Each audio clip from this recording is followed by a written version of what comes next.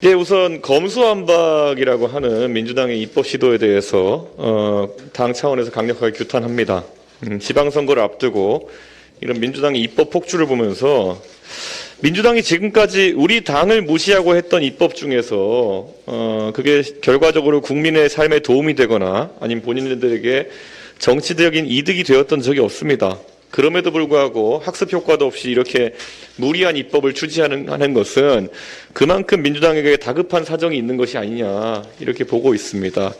본인들이 지난 5년 동안에 했던 여러 과오에 대해 가지고 이런 식으로 입법 폭주를 통해 가지고 방탄을 하려고 하는 것은 말 그대로 규탄 등에 대한 그런 어떤 행동이다 이렇게 생각합니다.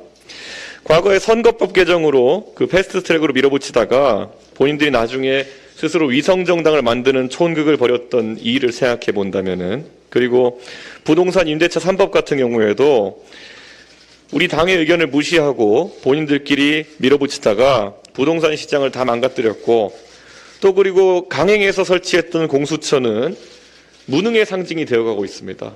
이런 상황 속에서 검수완박이라는 정말 그 구호밖에 없는 그런 입법을 강행하려고 한다면은 저는 그 결과는 제가 어디서 지민완박이라고 얘기한 바가 있습니다. 지방선거에 민주당 완전 박살난다라는 이야기인데 민심의 분노를 피해가기 어려울 것입니다. 결국 문재인 정권에서 임명된 김호수 검찰총장도 범죄자가 만세를 부르고 피해자가 호소할 곳이 없는 정의와 상식에 반하는 법안이라고 언급했습니다.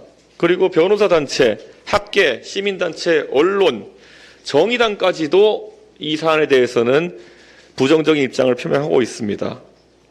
현재 국민들은 대장동 사건이나 경기도 법카 유용 사건, 청와대 울산시장 선거 개입 등 여러 문재인 정부 하에서 있었던 비리 사건에 대한 수사가 이루어지지 않는 것에 대해 가지고 의구심을 가지고 있습니다. 민주당 자체가 검수완박과 직접적 이해관계가 있는 그런 상황이 아닌가 생각됩니다. 민주당은 이해충돌로 의심받지 않기 위해서는 이런 법안에 대한 무리한 입법 추진을 당장 거둬야 됩니다.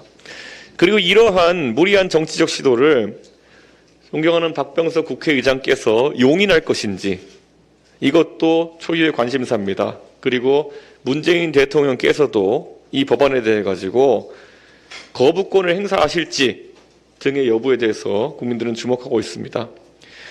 민주당이 힘자랑을 일삼는 것에 국회의장과 대통령께서 동조하셔서 그런 오점을 남기신다면은 안타까운 일이 될 것입니다. 새로 출범하는 윤석열 정부에 협조는 하지 못할 망정 정쟁을 야기하는 이런 민주당의 행태는 비판받아 마땅하다 이렇게 생각합니다. 민주당은 각성해 주시길 부탁드리겠습니다.